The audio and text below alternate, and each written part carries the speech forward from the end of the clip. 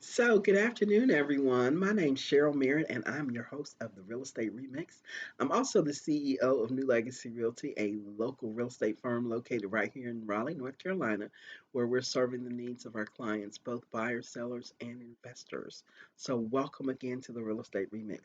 Today I want to talk a little bit about wealth creation. And the reason I want to talk about that, you've heard a lot over the last months, years, that is regarding wealth generation, generational wealth, legacy building, how to leave, an inheritance to your children and your children's children. And so right now I want to focus on equity. And what is equity? Equity is the difference between what it is that you owe on a mortgage and the value of your home.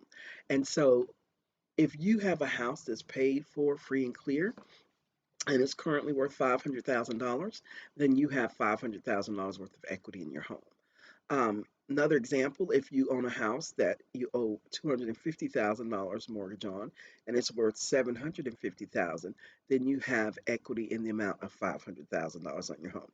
So that is what equity is.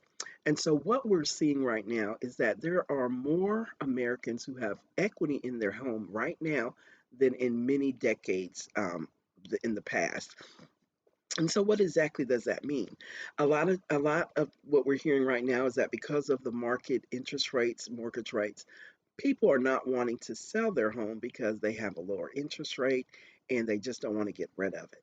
Well, I think one of the things that people may not be taking into consideration is that they also have a lot of equity. And so they can use that equity to do a lot of things. They can use it to pay off any existing debt, not just the mortgage itself, but they can pay off credit cards, cars, any other types of loans that they may have. They're typically at a higher interest rate than 7 or 8%, where the current mortgage rates are.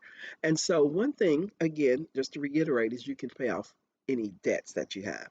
The other thing that I think people may not be taking into consideration is that you can take that equity that you have in your house and roll it into your next house.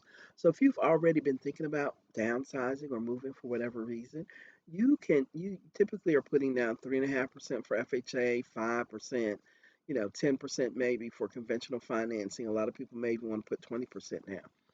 However, with the equity that you have, you may be able to roll a much more substantial amount into the purchase. And so, with that, even though the interest rate is a little higher, you were able to pay off your debts.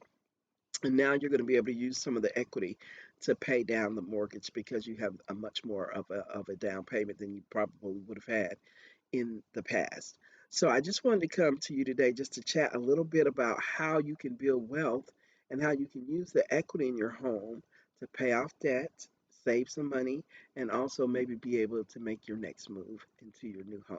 So thanks for tuning in. Again, I'm Cheryl. This is the Real Estate Remix, and I'll see you on the other side. Bye bye.